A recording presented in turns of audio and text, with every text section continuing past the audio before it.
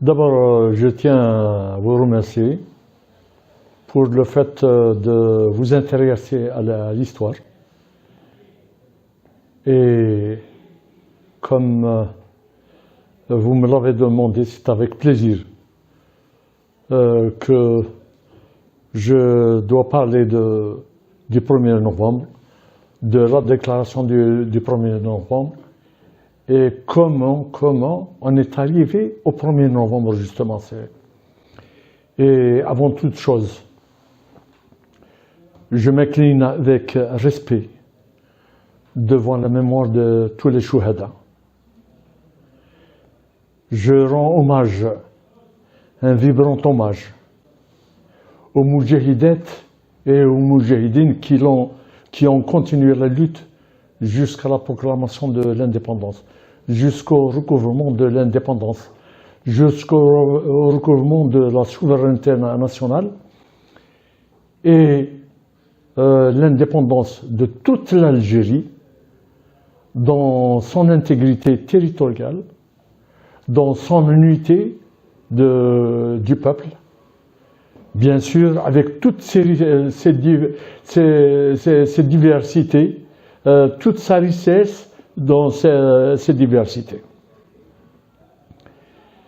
Et pour pouvoir arriver au 1er novembre, il a fallu s'organiser, il a fallu militer, il a fallu travailler au sein des militants, au sein de la population. Et le mérite revient aux premiers qui ont créé l'étoile nord-africaine. Sans eux, même l'insurrection du Nord constantinois, où des massacres ont eu lieu à Kharratas, Taïf, Sétif, Guelma et villes et villages environnants. Sans eux, cette insurrection serait restée sans lendemain, comme toutes les autres, comme toutes les 105 insurrections passées. Mais puisqu'il y a eu un travail en profondeur, un travail de conscientisation, un travail de politisation au sein des militants, eh bien l'insurrection a eu quand même un impact sur les esprits déjà travaillés par le mouvement. Et si j'ai parlé de l'étoile nord-africaine, je dois parler comment est née rapidement l'étoile nord-africaine. L'étoile nord-africaine, elle est née au sein de l'immigration en 1926. Il y avait exactement 22 fondateurs de l'étoile nord-africaine, et sur 22 fondateurs, sur les 22, il y avait 18 de la Kabylie, 4 d'autres régions d'Algérie, mais comme ils ont sucré les leçons de l'histoire, pour éviter de tomber dans la division, parce que la division est mère de tous les dangers. Eh bien, ils ont su quand même, ils ont préféré désigner quelqu'un de relisant, c'est Hadj Ali Abdelkader. C'était le premier président de l'étoile nord-africaine.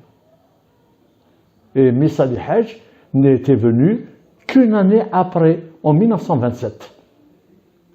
Et dire que c'était le père de la révolution, c'est faire de la falsification. Mais ces 22 de l'immigration,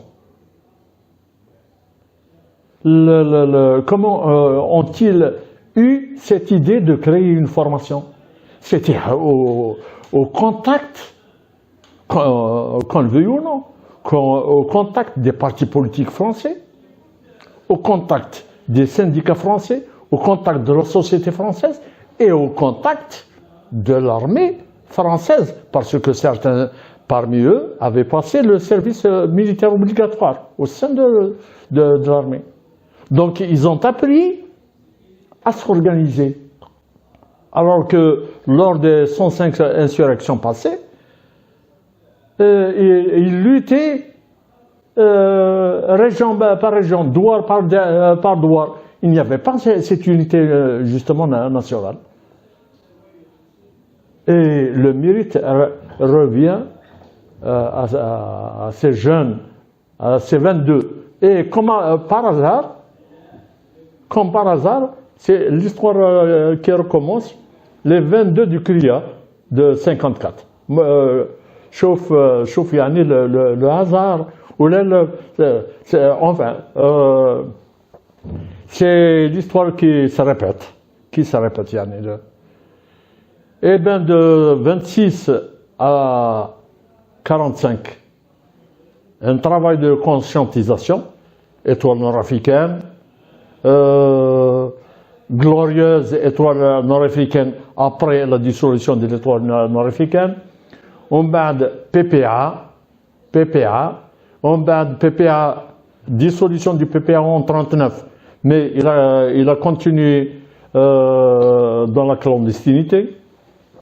Et en 1943, ils avaient créé les AML, une fusion de certaines formations, les AML présidées par Farhat Abbasiani, ami du Manifeste des libertés, en 1943.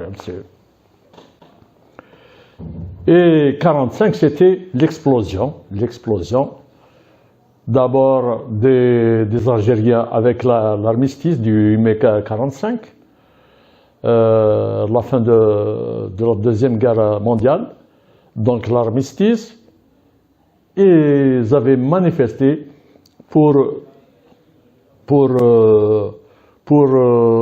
proclamer leur joie et revendiquer l'indépendance. D'autant plus que l'indépendance a été promise si, par exemple, ils participaient à la guerre, à l'effort de guerre. Or, beaucoup des dizaines, des centaines d'Algériens étaient morts lors de la guerre, de la Deuxième Guerre mondiale, comme d'ailleurs lors de la Première Guerre mondiale.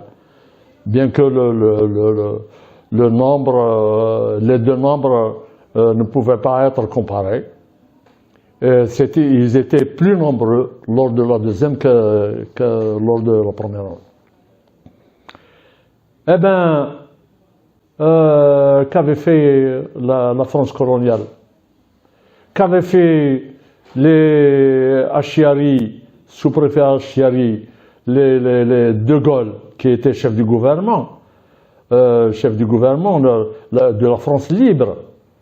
Eh bien, ils avaient préféré carrément tirer sur la foule, sur des innocents qui revendiquaient leur droit à la vie, parce qu'ils ne vivaient pas, ils vivaient dans la misère, dans la faim, dans la nudité, dans les maladies.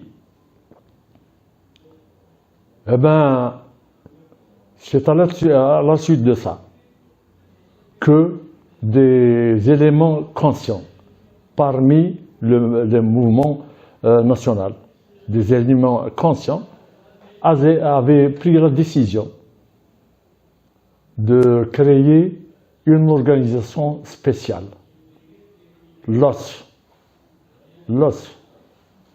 Parallèlement au parti MTLD qui venait d'être créé,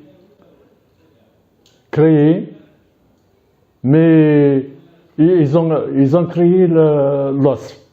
Mais le MTLD son programme était en deçà du programme des formations passées, à savoir l'étoile nord-africaine, la glorieuse étoile, le PPA, et le MTLD, carrément, a préféré opter pour l'électoralisme, les élections. Alors qu'avant, ils avaient toujours prôné l'abstention,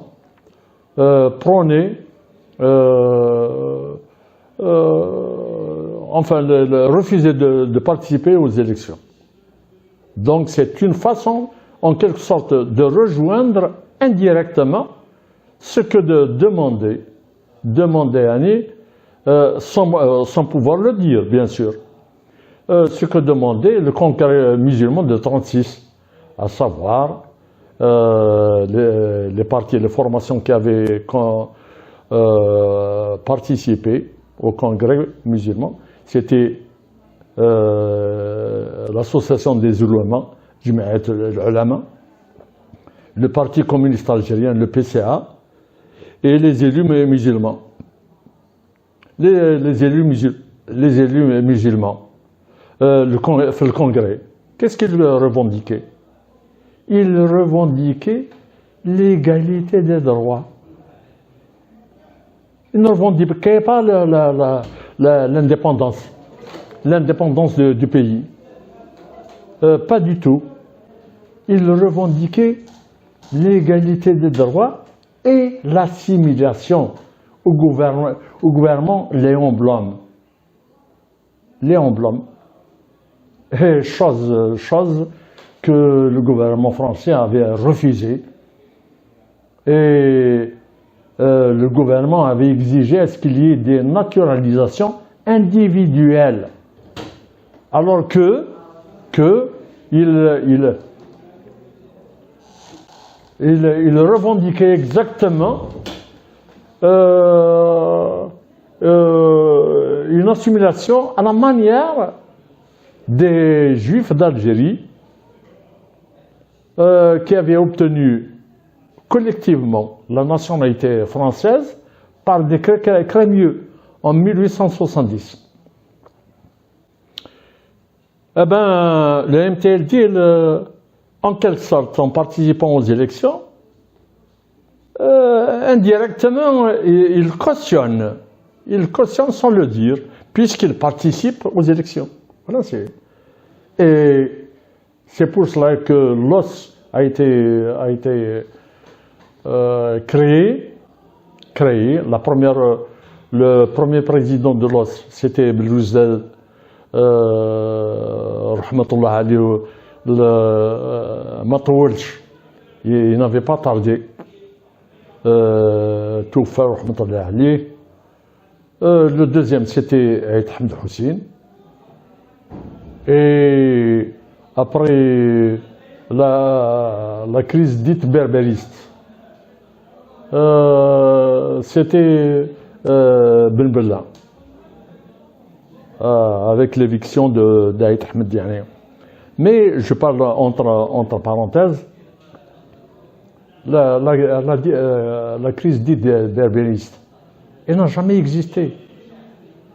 J'ai analysé tous les documents, tous les ouvrages écrits à ce sujet. Il n'y avait pas du tout un courant qui demandait l'identité avant l'entité. Pas du tout. Bien au contraire,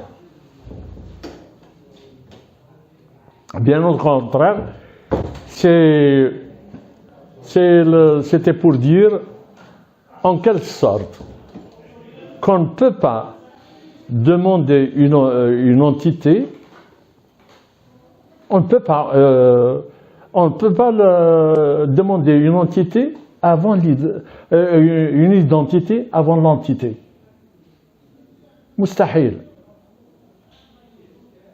C'est comme si on donnait une identité à quelque chose qui n'existe pas. Il faut d'abord qu'elle existe, ces choses-là, pour pouvoir l'identifier, pour pouvoir lui donner une identité. Donc, il y a ce qu'on appelle l'ordre des moments. Il y a l'ordre chronologique. L'entité d'abord, arrachée, et l'identité, l'identité, c'est l'identité algérienne. L'identité algérienne, au sens propre, au sens noble, au sens large du mot. Voilà, c'est... Et les jeunes qui ont été les cadres de valeur, qui ont été écartés en 1949 dans le cadre de cette prétendue crise, c'était des éléments qui avaient un niveau intellectuel élevé, et eux, ils avaient réagi pour dire que l'insertion qui a été faite d'un concept nouveau doit être supprimée, et on ne doit pas parler aucune d'identité. Pas du tout. Il ne faut pas effleurer ça. Dans les statuts du MTLD, il y a le concept d'arbre musulman qui a été inséré. Il ne faut pas l'insérer. Pourquoi chercher l'identité avant l'entité? Arrachant d'abord l'indépendance, la liberté.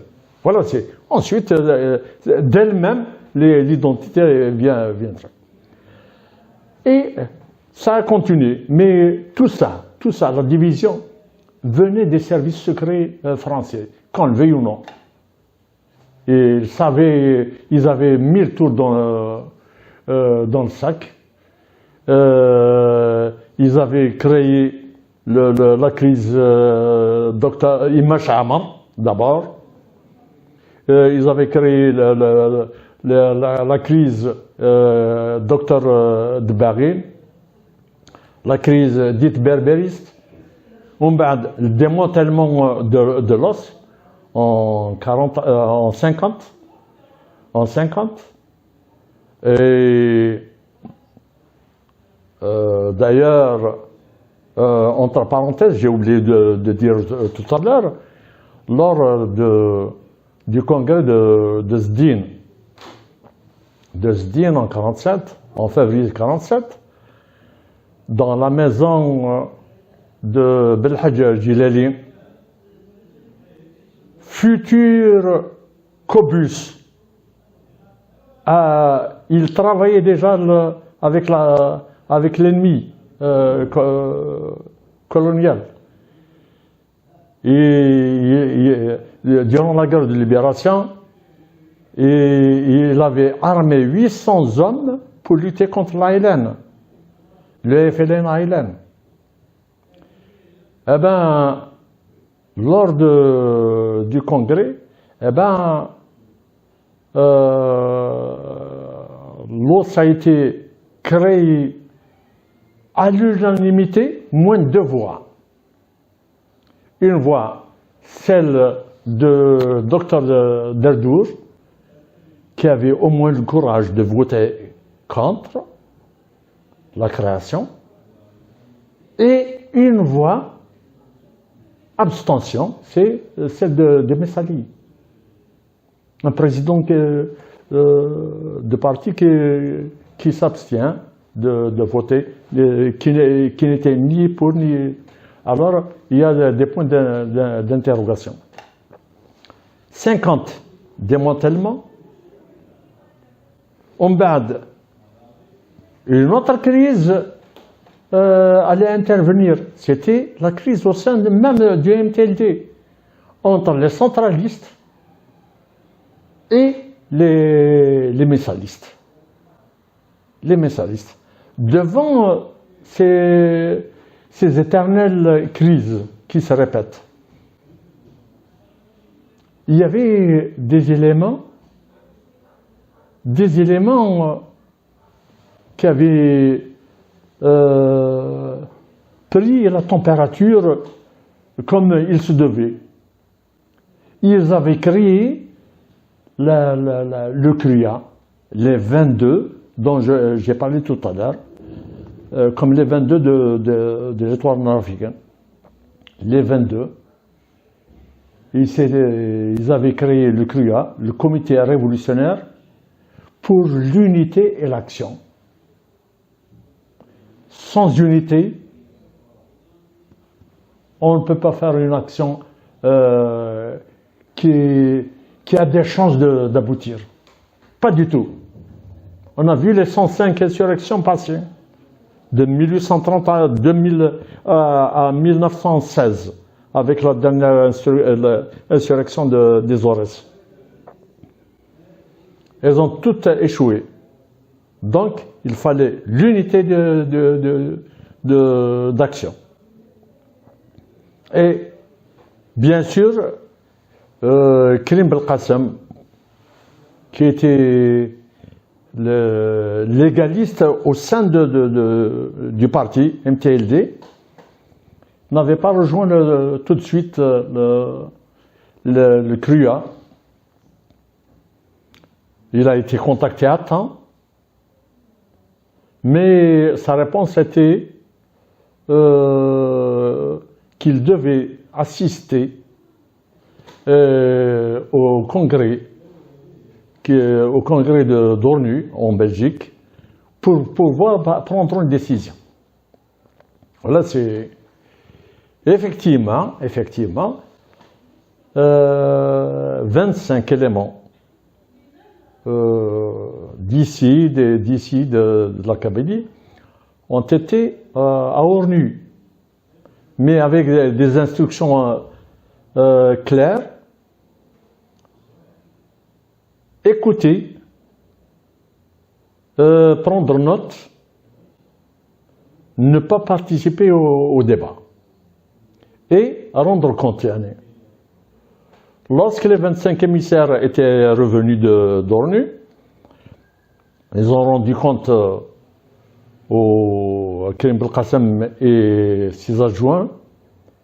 D'ailleurs, parmi les émissaires, il y avait Saïd Zamoum, il y avait Mohamedi Saad. C'est eux qui m'ont raconté l'épisode. Lorsqu'ils ont fait un compte rendu, alors là, il était en quelque sorte, il avait pris la décision. Il était convaincu que le Messali qui a été élu à vie, comme président à vie, n'allait pas passer à l'action. Il avait refusé carrément lors du congrès. Et il avait rejoint les autres. Et de 5 dirigeants qu'ils étaient, ils étaient venus en bas avec Karim,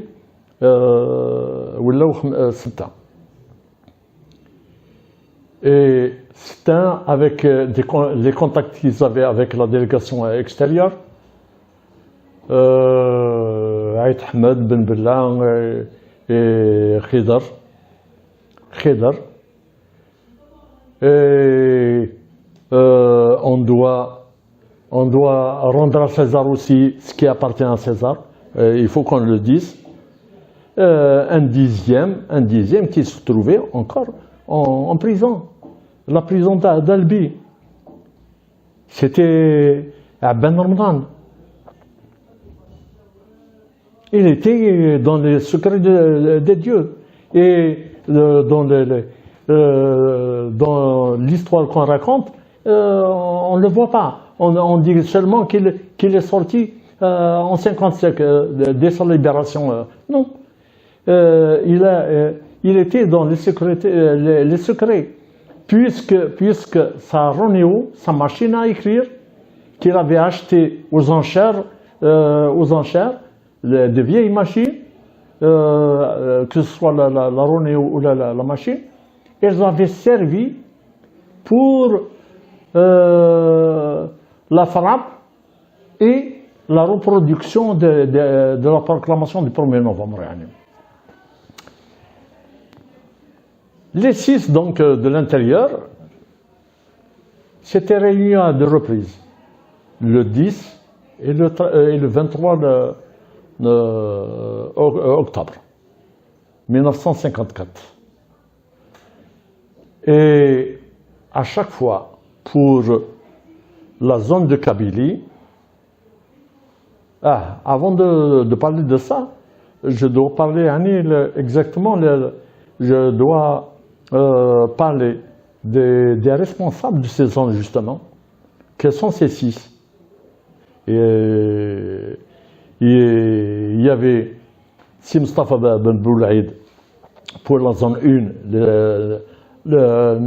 les Ores Nememcha, Didouche Morad pour le nord constantinois, la zone 2, pour la zone 3, la Kabylie, Karim Belkacem, pour la zone 4, l'Algérois, c'est Rabah Bitat, et pour la zone 5, l'Orani, c'était l'Arbi Ben Mehdi.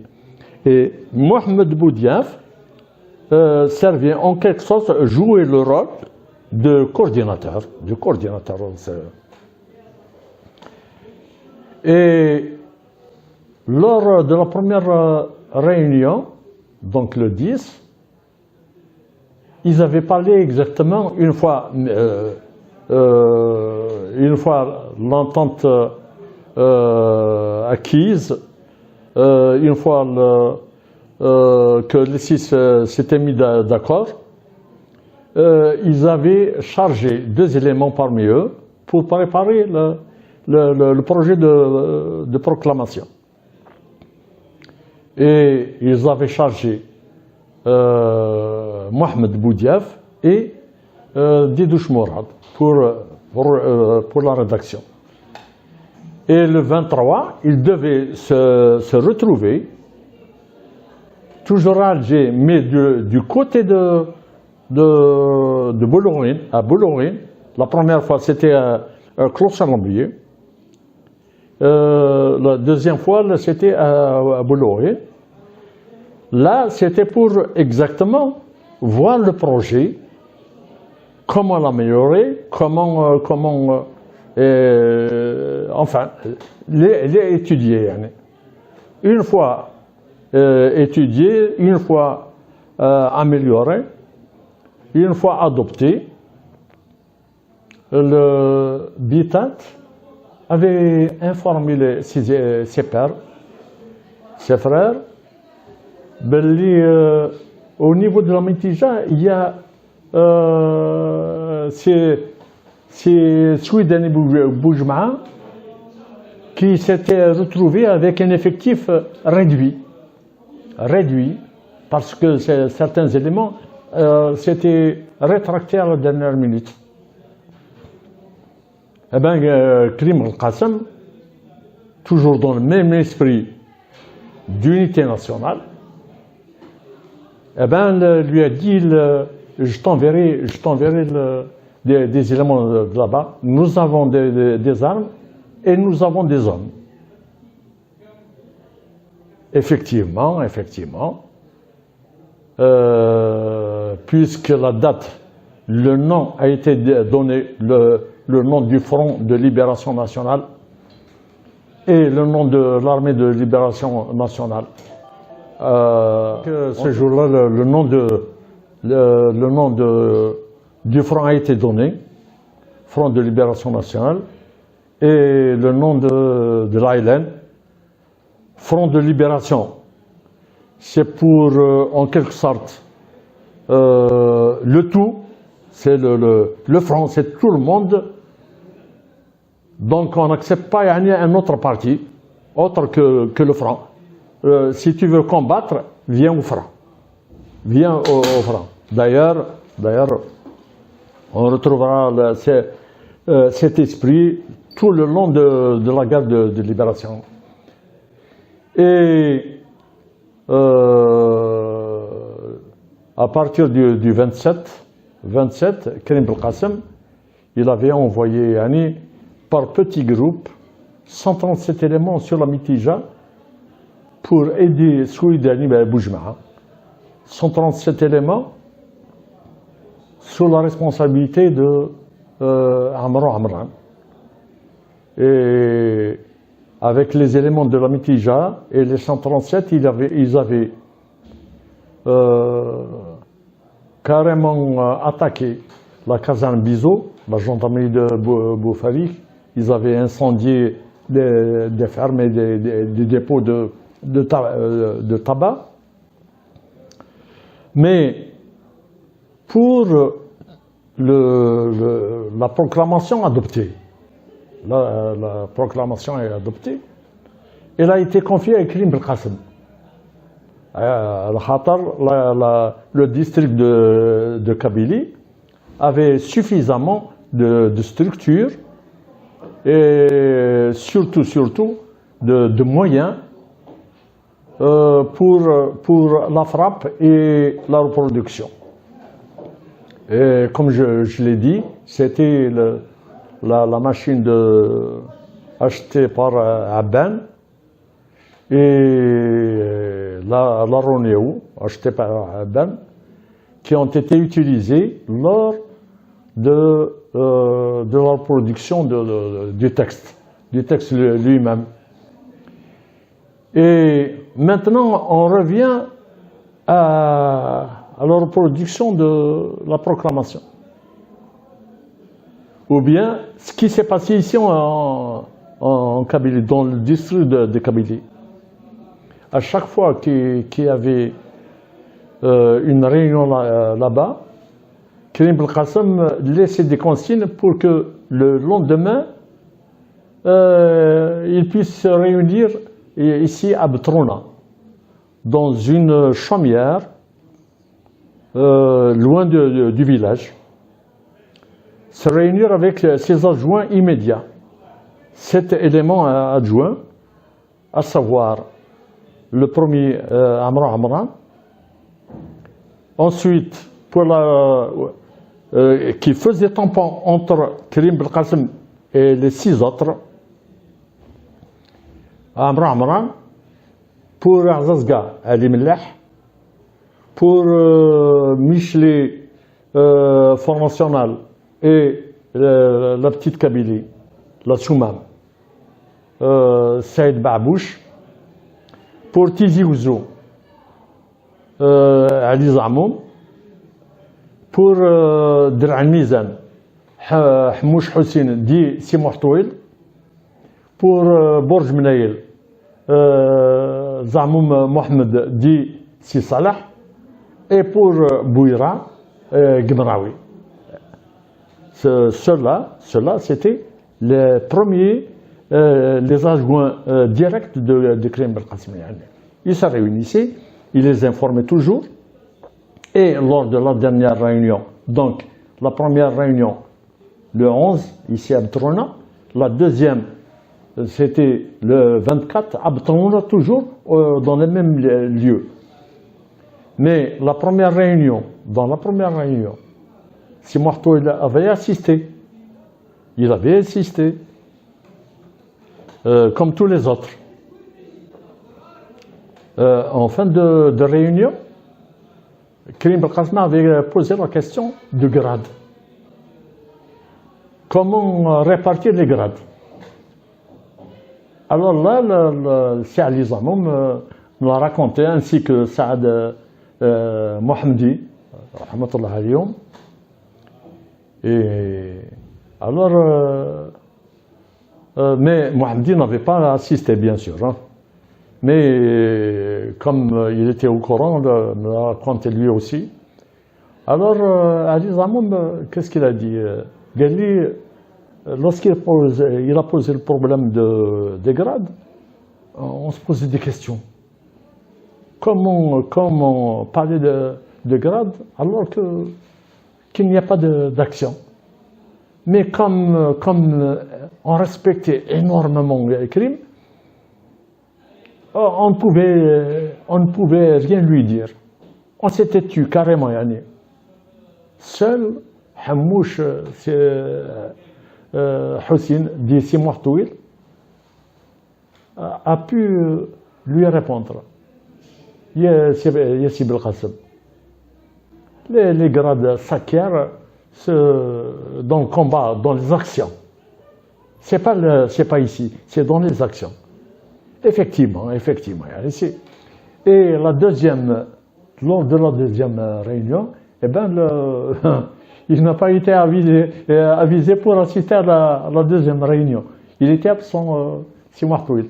Et ça, non seulement il me l'a dit, me l'a dit verbalement, mais il a écrit même dans son livre, Tamourti Imaziram.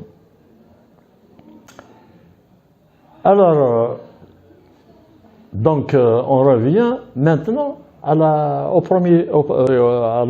proclamation. La proclamation elle-même. La proclamation a été confiée à Siad Zahmoum.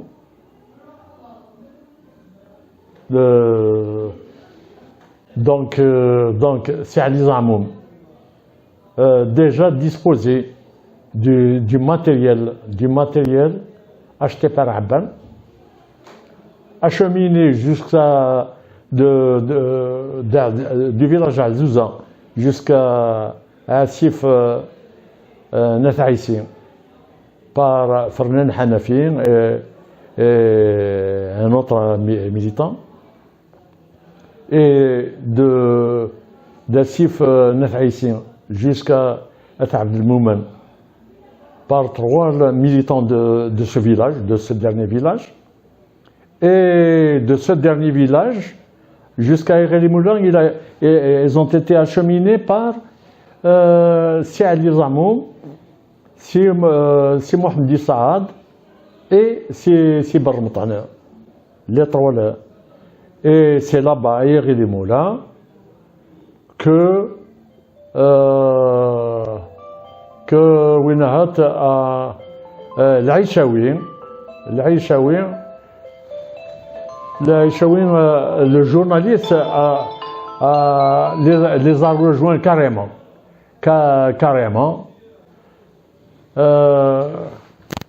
Et bien sûr, il a été acheminé. Il y avait, entre parenthèses, j'ai oublié de dire que durant la clandestinité, il y avait Si Amra Ben Ouda et Si Abdullah Fadl qui s'étaient repliés sur la Kabylie du Constantinois ici. Voilà, donc Si Abdullah Fadl, il avait assisté à toutes ces péripéties, enfin, du moins pour la frappe.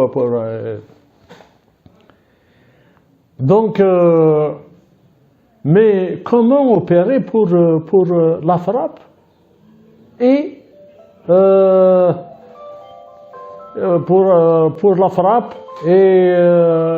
et la reproduction de la proclamation. Tout était prêt pour la frappe et la reproduction de la proclamation. Mais seulement, il fallait quand même avoir de l'électricité pour faire fonctionner la Ronéo. La machine à écrire, ce n'est pas un problème, d'accord? Mais pour la Ronéo, il fallait avoir de l'électricité. Ils avaient pensé au village Ereli Moulin. D'abord, il y avait beaucoup de militants de la cause nationale là-bas. Uniquement pour le 1er novembre, ils étaient 19 à avoir pris le maquis. Le 1er novembre. Donc, il y a cette condition. Une autre condition, l'électricité, là-bas. Mais seulement, il y a un inconvénient. Dans chaque village, il y avait des éléments qui travaillaient pour l'administration coloniale. Ils avaient quelques avantages, soit le fait de travailler, on leur donnait des parcelles de terrain à travailler, ou bien des salaires, des salaires, quoi. Là. Donc, les caïds avaient leurs éléments, leurs agents de renseignement. Il fallait faire tout son possible pour que ces éléments ne soient pas au courant. Et ils avaient carrément monté un stratagème. En quoi consiste-t-il? Il fallait absolument couvrir le bruit de la frappe, de la machine à écrire et de la rognure en faisant du bruit, du brouhaha, des cris. Et les cris, bien sûr, seront lancés par les militants et repris par les assistants qui ne savaient pas, bien sûr, ce qui se passait, quoi. Eh bien, ce stratagème consistait donc à acheter la tombola, plusieurs cartons de tombola, où il y avait des biscuits. Alors, des biscuits numérotés, attachés par paire, attachés par une bande de papier, avec un numéro à l'intérieur, qu'on ne voyait pas. Alors, on tire une paire de biscuits, on ouvre le papier, la bande de papier, et si par exemple on a le 5, on a le 10, on a le 15, on a le 20 ou le 25, on a un prix. Il y a toujours des prix, un jouet, il y a quelque chose il y a toujours quelque chose de client. Et à chaque fois qu'on tire, au bas les militants criaient de façon à couvrir justement les travaux qui se faisaient pour la proclamation. Et ça a continué comme ça jusqu'à la fin, bien sûr, de la frappe et de la reproduction de la proclamation. Mais rester maintenant, 2 jours avaient suffi justement pour faire ce travail. C'est-à-dire le 25, le 26 pour la frappe et la reproduction. Le 27, c'était pour la mise en paquet. En paquet pour les envoyer dans différentes directions en Algérie, à l'est, à l'ouest. Mais avant ça, il y a eu un petit problème, Flafra. Un homme? Il y a eu un petit problème, Flafra. Ah, vous faites bien de me le rappeler. Effectivement,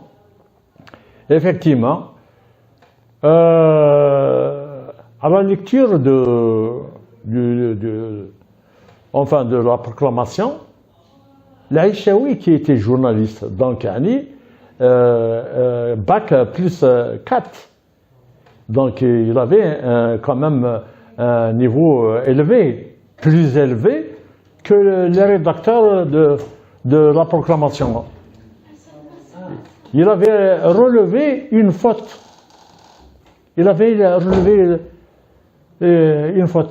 Quelle faute? Quelle faute? C'est le mot décade. Il voulait parler d'une décennie, la Sharia.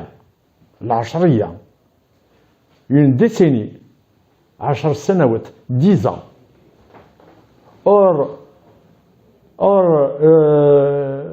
10 ans c'est une décennie et non une décade sur la proclamation c'est porté décade c'est Ali Zamoun qui était responsable de l'opération avait envoyé un agent de liaison à Etab el-Moumen où se trouvait Karim Belkacem. Il a attiré son attention sur ça. Alors, quelle était la réponse de Karim Belkacem? Ne touche pas, même s'il y a une virgule à déplacer, il ne faut pas la toucher. Donc, c'est comme ça qu'elle a été reproduite, justement, décade. Décade qui veut dire 10 jours. Le mchi 10 années, 10 jours. Donc, c'est pour vous dire, la discipline. Il s'était mis d'accord sur un principe. Il n'est pas question de transgresser. Et donc je disais que les paquets ont été envoyés dans toutes les directions par voie spéciale, par véhicule, par des agents sûrs. Et le dernier paquet a été envoyé, a été confié à Boudiaf, qui était sorti d'Algérie le 29. Le 29 avec un paquet pour aviser les éléments de la délégation extérieure, mais avec des instructions bien fermes. Et il ne devait ouvrir qu'après les coups de feu de minuit du 1er novembre. Après les coups de feu, pas avant. Sinon les murs ont des oreilles. Le secret pouvait être divulgué. Et lorsque le secret est divulgué, bien sûr, ça tombe toujours dans les oreilles de l'ennemi. Donc il fallait prendre ses précautions. Et donc je disais tout à l'heure, tout est fait pour ça. Et ici en Kabylie, je peux même énumérer certaines actions qui ont été faites le 1er à minuit. À cette époque, j'étais lycéen ici à Tizi Ouzou. Donc, j'étais interne. Je rentrais tous les week-ends chez moi, chez mes parents à Tizi Rachid. Et avec des jeunes, on veillait jusqu'à une heure tardive de la nuit, d'autant plus que on avait un week-end prolongé, samedi, dimanche et lundi de la Toussaint. Lundi, la Toussaint, c'est la fête des morts chez les chrétiens. Donc, c'était férié. Et ce jour, de dimanche à lundi, on avait veillé effectivement dans la Juma du village, avec des jeunes. Il faisait beau. Il faisait beau. Et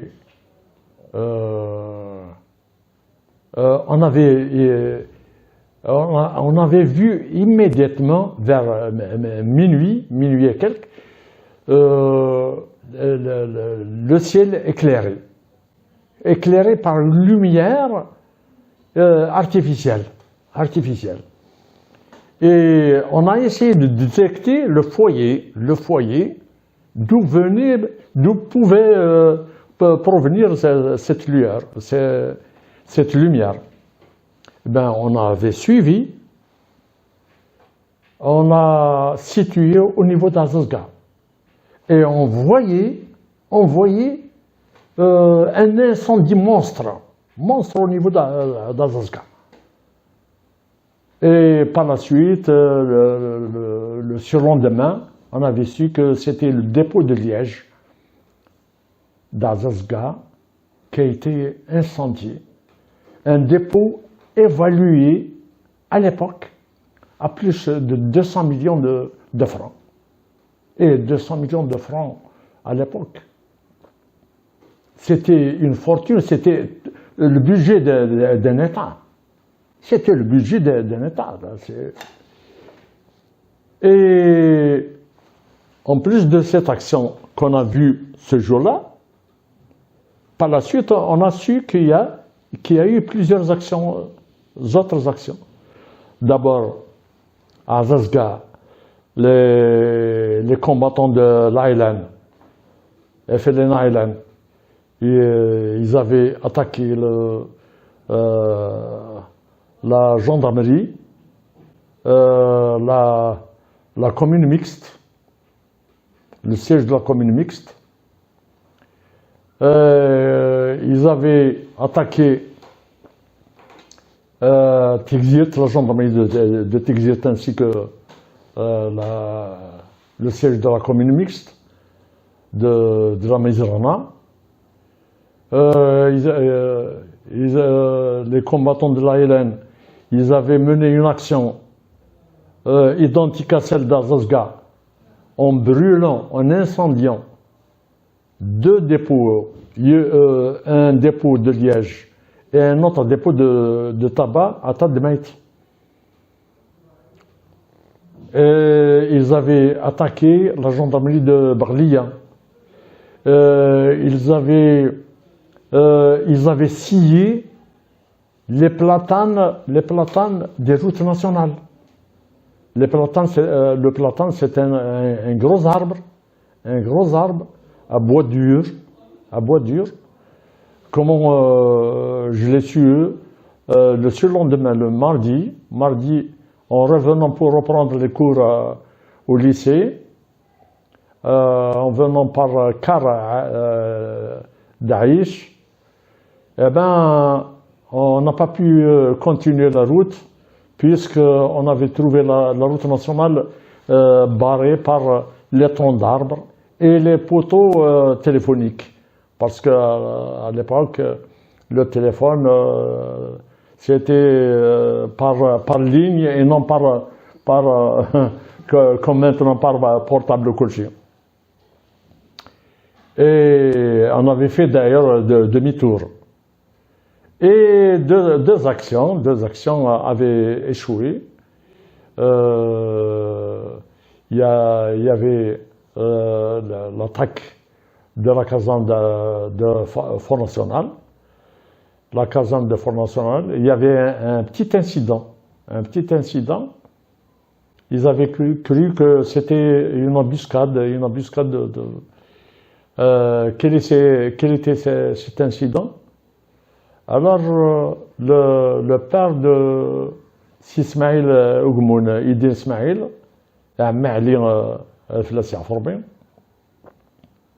il avait entendu des bruits dehors. Comme il avait un pistolet, bien sûr, dont il n'avait pas l'autorisation de détention, quoi.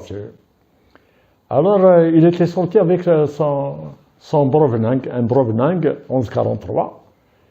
Il était sorti pour écouter d'où provenait le bruit. Ah ben, il n'avait rien entendu, mais pour quand même, comme il était sûr qu'il avait entendu quelque chose, il avait tiré un coup une balle en l'air comme ça. Et ce coup a été entendu par le groupe qui allait justement attaquer l'organisation Front National. Et il s'était dit, Billy, ça y est, on ne peut pas, puisque certainement c'est l'ennemi qui... Et la deuxième opération qui avait échoué, c'était à Tizi el Jama. Tizi el Jama, elle n'a pas eu lieu, mais elle a été refaite le 9 janvier, c'est-à-dire 1 mois et 9 jours après, non, 2 mois et 9 jours après, opération Action, couronnée de succès, puisqu'ils avaient désarmé, ils avaient récupéré 9 armes de guerre. Voilà, c'est... Maintenant, si par exemple on prenait le contenu de la proclamation du 1er novembre, c'est une proclamation qui s'adressait au peuple d'une façon générale et aux militants d'une façon particulière, pour leur dire vous êtes témoins. Si on a pris les armes pour combattre le colonialisme, c'est parce que justement ce colonialisme ne veut pas cesser la guerre qu'il nous fait depuis plus d'un siècle. On a essayé par tous les moyens de lui faire toucher du doigt le mal, les maux qu'il nous fait. On a essayé par les armes, on a essayé par la politique, on n'a pas pu. Maintenant, il nous reste maintenant à passer à l'action. À passer à l'action dans l'unité. Parce qu'on ne peut pas réussir une action d'envergure s'il n'y a pas d'unité. On a vu ce qui s'était passé avant. 105 insurrections ont échoué. Parce que c'était des insurrections régionales. Et des fois même par devoir. Donc elles ont toutes échoué. Y compris celle de 45. Mais seulement, celle de 45, déjà, il y avait un travail de politisation, de conscientisation qui a été mené par les différentes formations créées par l'Étoile nord-africaine, la glorieuse Étoile nord-africaine, le PPA, voilà, c'est... Donc, il y avait une prise de conscience. C'est pour cela qu'ils ont créé l'OS parallèlement au MTD. Donc, il y a ça. Donc, on est obligé. Et on ne peut pas déposer les armes si le principe d'indépendance et de l'intégrité nationale du territoire national ne sont pas respectés par l'ennemi. Et pour arriver à cela, il faut absolument qu'on négocie. On ne peut pas déposer les armes sans négociation. D'ailleurs, entre parenthèses, De Gaulle en 58, à son avènement, l'avènement de la Ve République, il a offert la paix des braves. Chose que le FLN historique, la LN, ont refusé carrément. Parce qu'ils ne répondaient pas à la condition à l'une des conditions de la proclamation du 1er novembre. On ne dépose pas les armes avant les négociations. Assois-toi asseyons-nous autour d'une table, négocions, mais sur deux principes intangibles. L'unité du territoire, l'unité du peuple et l'intégrité du territoire national. Voilà, c'est et la souveraineté du pays. Et d'ailleurs, une autre tentative a été faite, toujours par De Gaulle, lorsqu'il avait institué la trêve unilatérale pendant tout un mois. Il voulait amener, en donnant des instructions fermes à son armée, de ne pas tirer. Il voulait amener l'ALN, le FLN d'Onneville, à imiter l'armée française. Eh bien, immédiatement, une note a été donnée. Il n'est pas question de suivre, de respecter la trêve. Il faut multiplier les actions militaires. Que ce soit du côté de Juppéra ou bien au niveau de l'intérieur, ou là au niveau de la Fédération de France du FLN. Et c'était tout ça. Et alhamdoulilah, malgré les sacrifices, malgré les douleurs, malgré les souffrances, malgré la misère, malgré la faim dont nous nous trouvions, malgré tout ça, malgré les deux lignes frontalières pour empêcher les convois d'acheminement d'armes à partir de la Tunisie et du Maroc. L'ALN à l'intérieur continuait quand même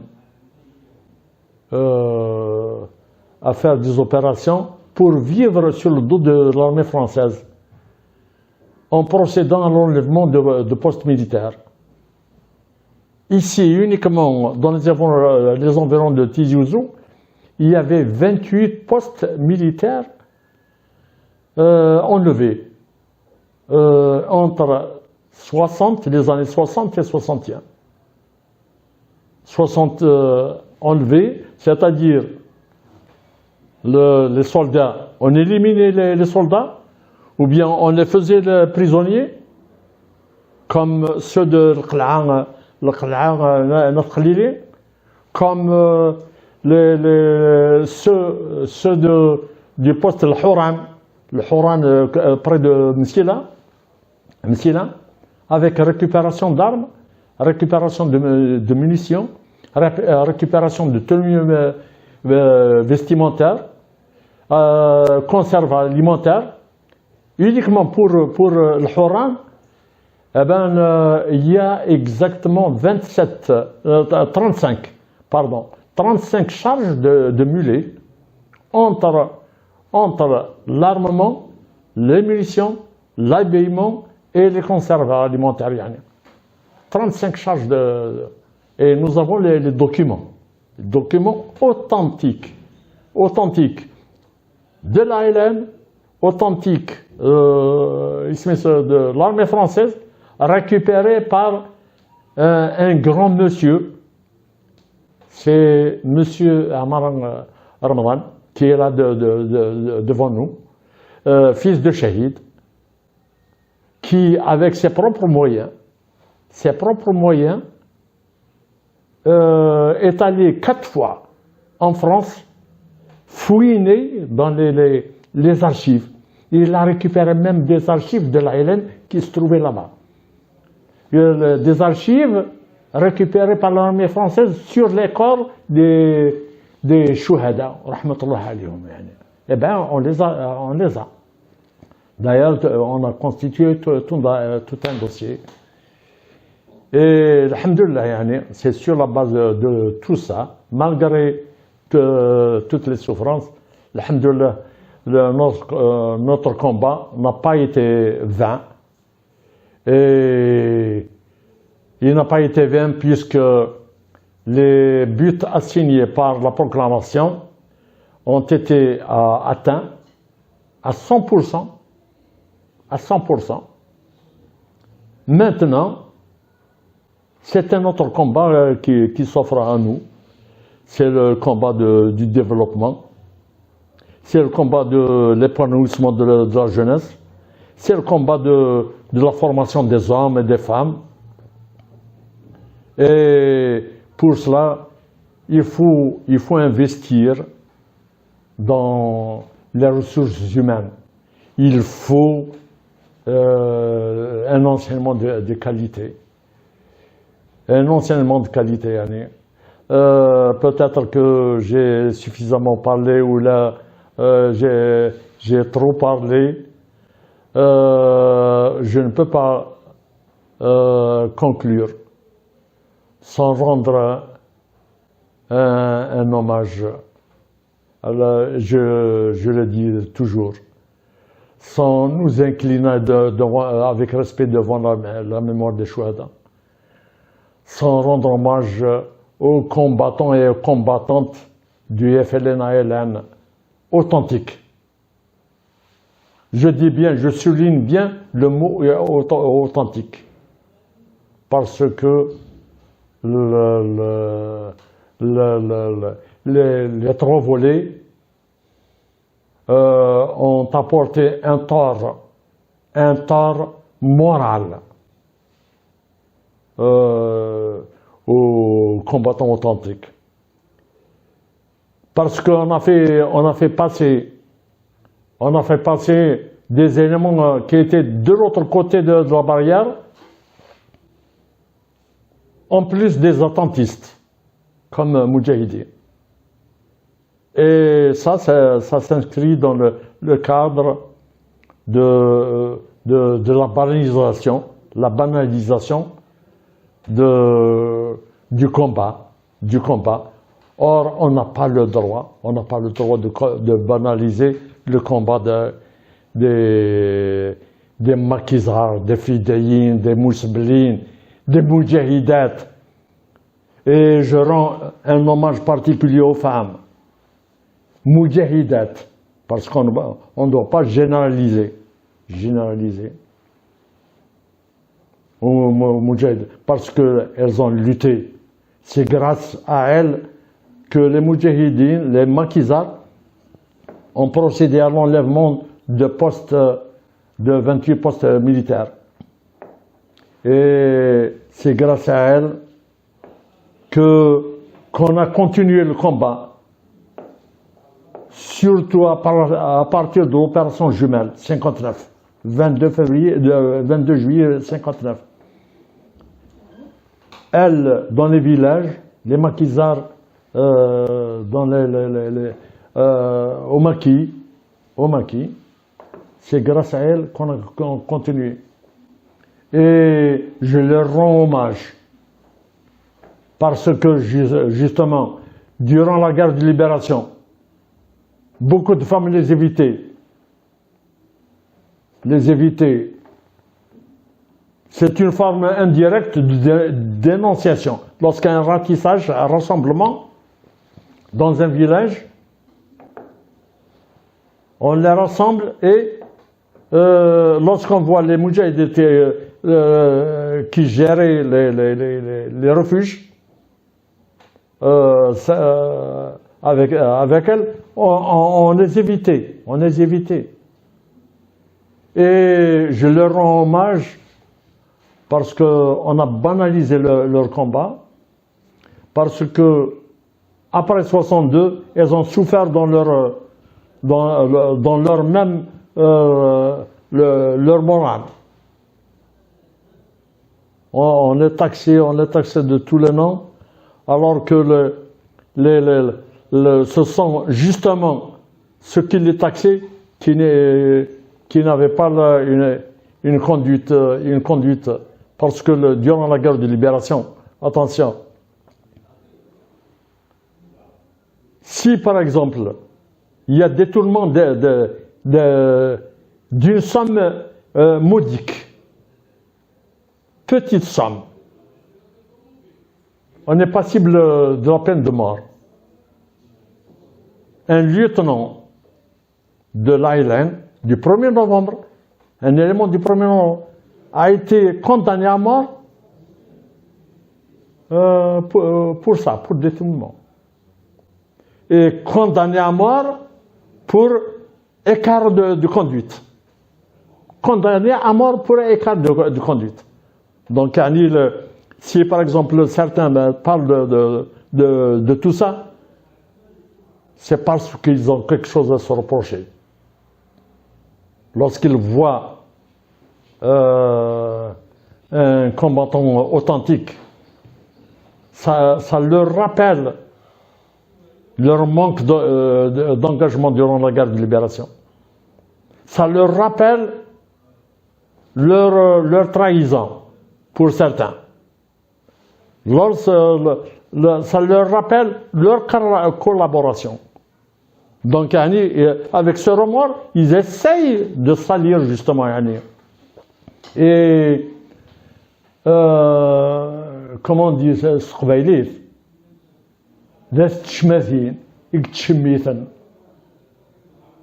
voilà, ce sont les salles qui salissent. Ce sont les salles qui salissent. Mais lorsqu'on dit c'est tout le monde qui a travaillé, un seul héros, le peuple. Non, il n'y a pas de peuple héroïque. Mais chaque peuple a ses héros, chaque peuple a ses traîtres, chaque peuple a ses attentistes. يتفرجوا حتى تكمل احنا شاركنا واش درت انت غير انت. Alors non, maintenant si nous revenons à l'identité 62 avec la souveraineté, nous sommes algériens tout court. Il ne faut pas qu'on tombe dans le piège de l'ennemi qui continue à faire de la division pour les Algériens en France. Même comme ça, indépendants, ils font de la division. Lorsqu'ils ont affaire à un Marocain, ils disent Marocain, ah oui, Tunisien, ah oui, oui, oui. Lorsqu'ils ont affaire à un Algérien, tu es Kabyle ou Arabe. C'est de la division et on tombe dans le piège. Et il n'y a pas d'Arabes en Algérie. Il y a des Algériens arabophones. Et il y a des Algériens kabylophones. Il y a des Algériens chaoui, etc. Si par exemple on dit par exemple Zouaoui, c'est pour me situer uniquement géographiquement. Ou le Chaoui, ou le Chinoui, ou le Sinoussi, ou le Targui, ou le Mzabi, c'est pour me situer uniquement. Là où je me trouve, je suis chez moi. Que ce soit Tamanrasset, que ce soit Alger, que ce soit Tlemcen, que ce soit le Soqaras, je suis chez moi. Je suis chez moi. Je suis algérien. Mais il y a deux courants. Qui se demandent depuis 62 qui sommes-nous? Qui sommes-nous? Nous sommes algériens. Nous sommes algériens depuis la proclamation de l'État et même avant. Même avant. Donc pourquoi nous perdons ce temps? On perd notre temps. Il n'y a pas d'arabe en Algérie. Ce qu'il faut éviter dans tout ça, c'est la falsification. C'est de dire uniquement la vérité. En se disant des vérités. On se remet en cause pour pouvoir avancer. On se remet en cause. Mais si on ne se dit pas des vérités, si on falsifie, on refait les mêmes erreurs qu'avant. Je prends par exemple la proclamation du 1er novembre. Et il y a falsification. Falsification. Elle a été faite en français, comme d'ailleurs la plateforme de la Souma. Et dans la traduction en arabe, on a ajouté Bismillah ar-Rahman ar-Rahim. C'est de la falsification. حتى تزيد بسم الله الرحمن الرحيم non, pourquoi? C'est de la falsification. Comme d'ailleurs, je dirais même la date de l'indépendance. Il a été proclamé le 3 juillet. C'est pas le 5. Le référendum a eu lieu le 1er juillet. Les résultats le 2. La proclamation a été faite par Ben Missouf Ben Khaddam, président du GPRA, à partir de Tunis, le 3. Immédiatement, le De Gaulle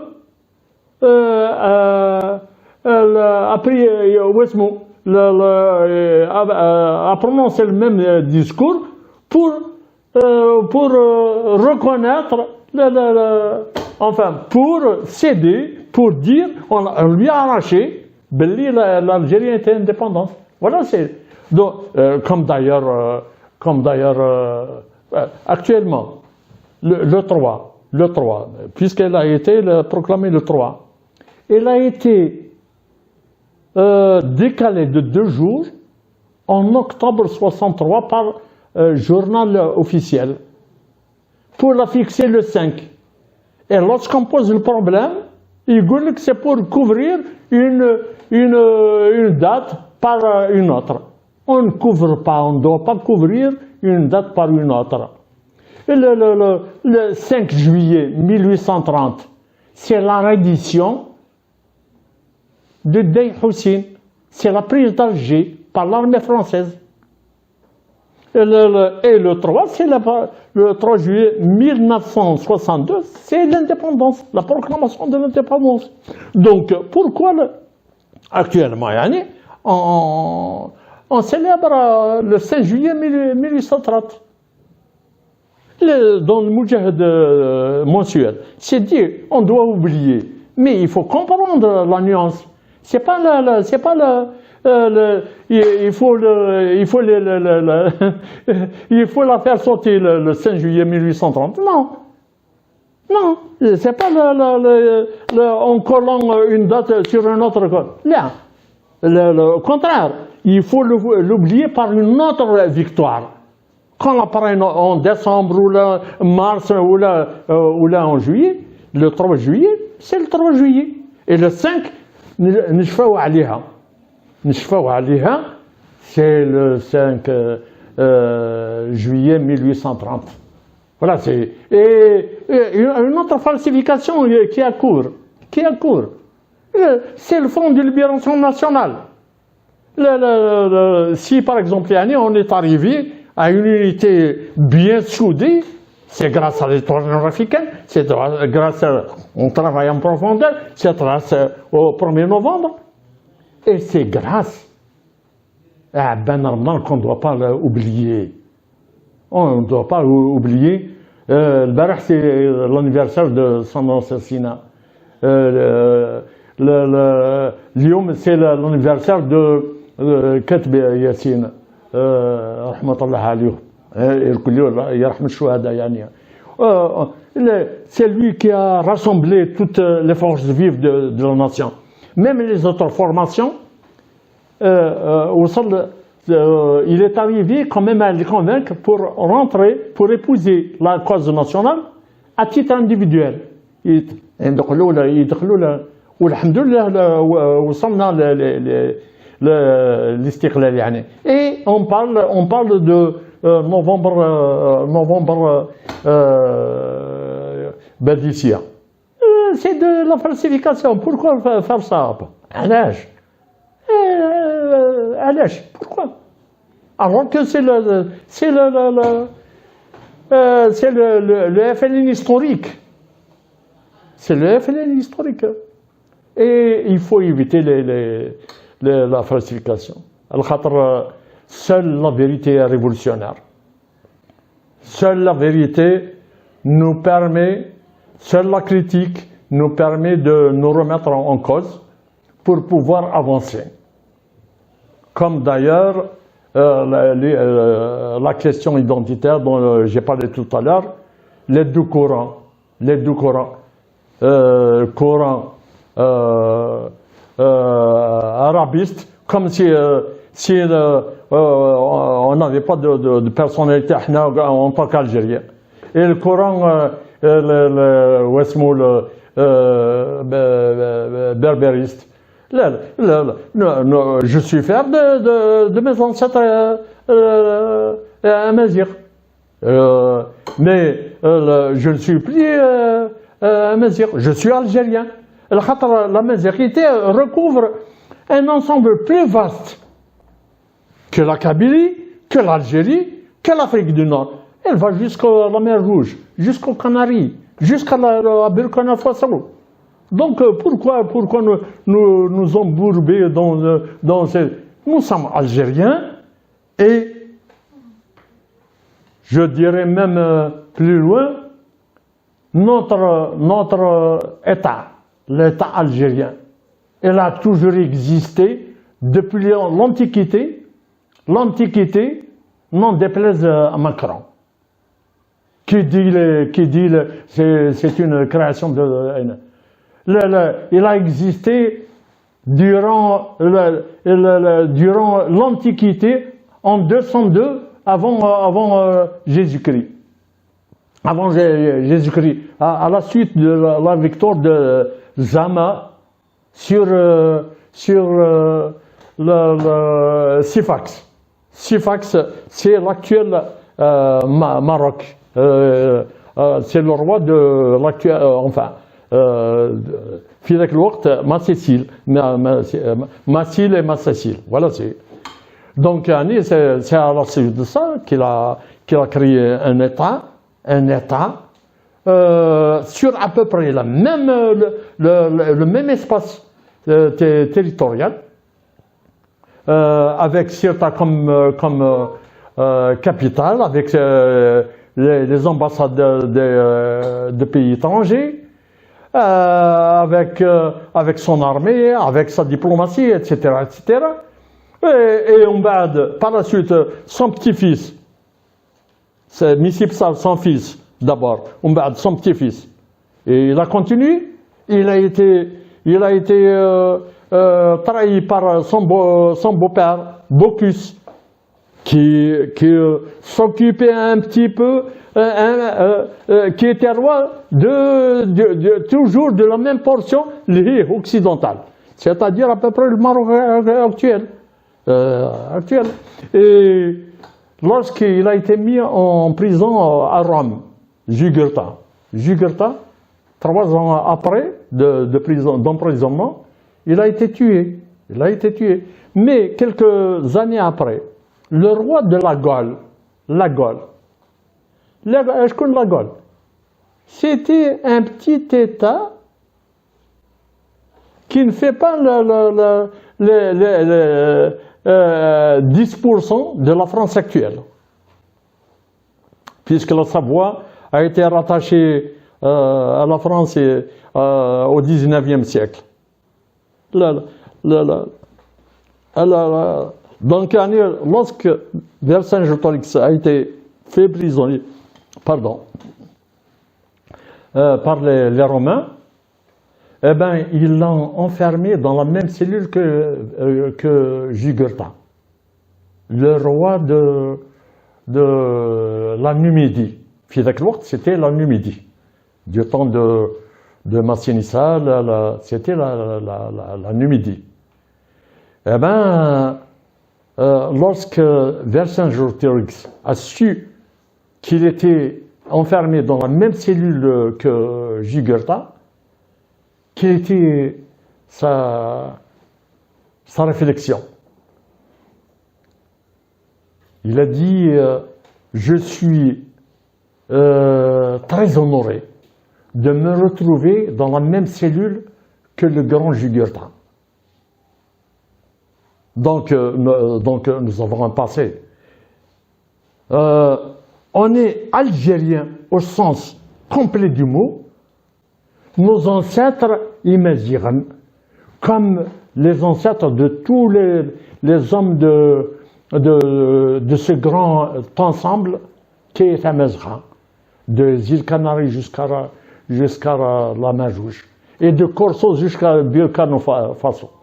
Tout ça, il faut connaître notre histoire. Et lorsque les Français cesseront de dire nos ancêtres les Gaulois, lorsqu'ils diront nous sommes Gaulois, ذاك النهار نقولوا ولو même هكذاك c'est pas الخاطر on aurait dit une partie de la vérité seulement. Nous sommes Amazirs. Voilà, c'est الخاطر les Amazirs c'est plus grand. Voilà, c'est. Et je vous remercie encore, je m'excuse. Hein.